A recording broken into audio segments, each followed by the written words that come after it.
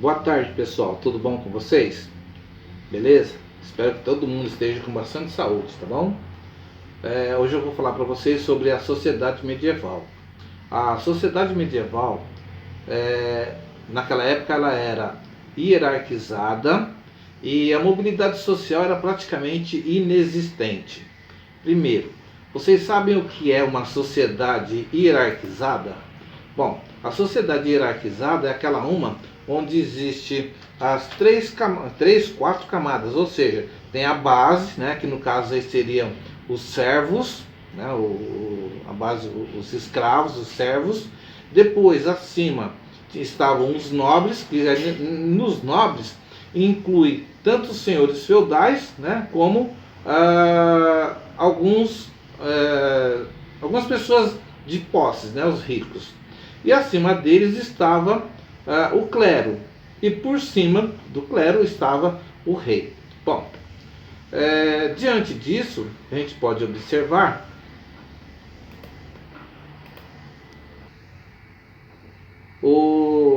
alguns historiadores costumam dividir essa sociedade em três ordens, três camadas. No caso, o clero, os guerreiros e os camponeses. Veja bem, o clero cabia a ele a cuidar da salvação espiritual do povo, tá? De todos. Os guerreiros cabiam a eles a zelar pela segurança, ou seja, né, tomar conta, dar proteção não só aos servos, mas também a todos que viviam dentro do feudo. E os servos, né, executaram o trabalho dentro dos feudos. Quer dizer, tudo que tinha que se fazer eram os escravos que executavam. No mundo medieval, a posição do indivíduo ela era definida pela posse e pela propriedade de terras, principalmente, no caso aí, aqueles que eram donos, né, ou que tinham posses de uma determinada área para que ele pudesse trabalhar ou produzir. O senhor feudal, ele tinha a posse legal da terra, o poder político, militar e jurídico, e até mesmo, muitas vezes, o religioso, se ele fosse um padre, bispo ou até mesmo um abade. Os servos, eles não tinham propriedade da terra, mas eles estavam presos à terra, devido às suas obrigações que ele tinha para com o seu senhor e para com a igreja. Embora ele pudesse ser vendido, como se fazia, né, com os escravos no mundo antigo, não podiam abandonar a terra sem a permissão do seu senhor. Haviam também os vilões, que geralmente eles eram descendentes de pequenos proprietários de terra, né, pequenos romanos, e eles não tendo como se defender, eles pegavam essas terras, entregavam a um senhor e em troca disso eles teriam a proteção desse senhor. Haviam também, diante desses, né, os ministeriais, que eram funcionários do senhor feudal encarregados de arrecadar os impostos. Veja que a diferença entre os vilões e os ministeriais é que os vilões eles tinham mais privilégios, né, em relação aos ministeriais.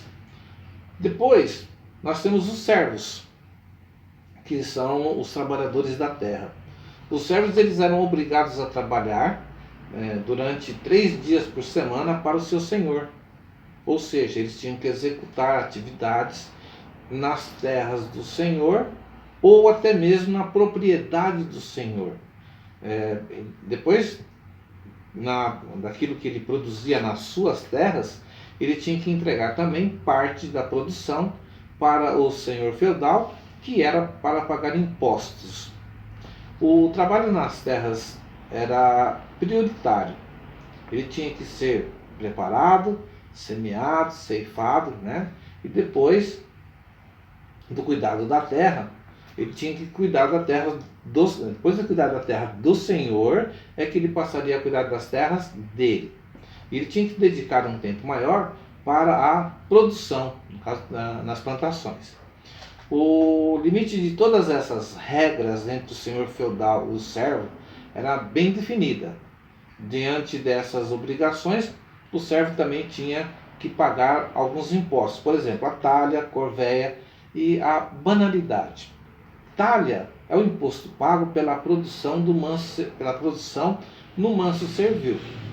Já a corvéia é o trabalho compulsório nas reservas do seu senhor.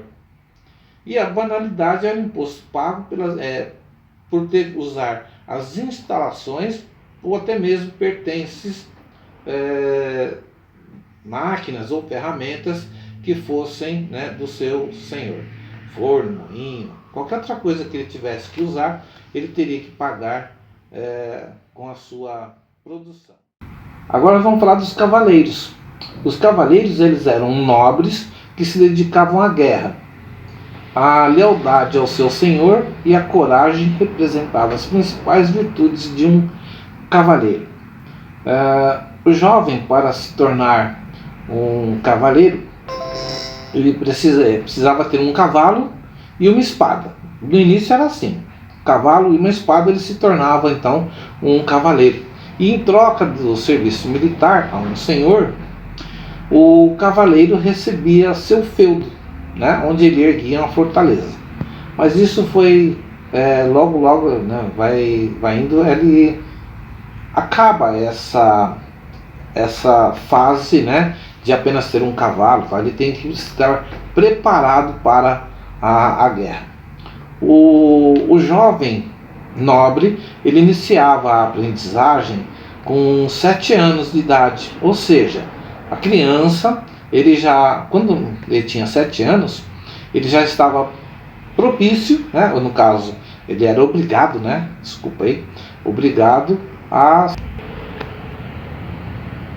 O jovem nobre, ele iniciava a aprendizagem aos 7 anos, servindo como pajem na casa de um senhor, onde ele aprendia equitação, andar a cavalo, e o manejo de armas. Com 14 anos, ele se tornava um escudeiro de um cavaleiro, passando pelo menos, né, a seu serviço, tratando do cavalo e tratando das armas desse cavaleiro. Ao mesmo tempo que ele aprendia com a arte, né, e o combate junto com esse cavaleiro.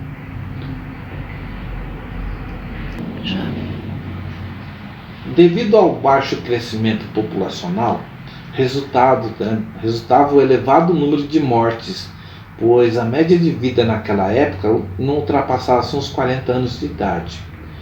Na sociedade medieval, profundamente dominada pela religiosidade e misticismo, era senso comum interpretar o surgimento de doenças e epidemias como sendo um resultado da ira divina pelos pecados humanos. A falta de higiene, de água tratada e de um sistema de esgoto provocou surtos de epidemias que mataram milhares de pessoas. Por exemplo, a peste negra, que se espalhou pela Europa, somente no período de 1348 a 1350, matou cerca de 20 milhões de pessoas.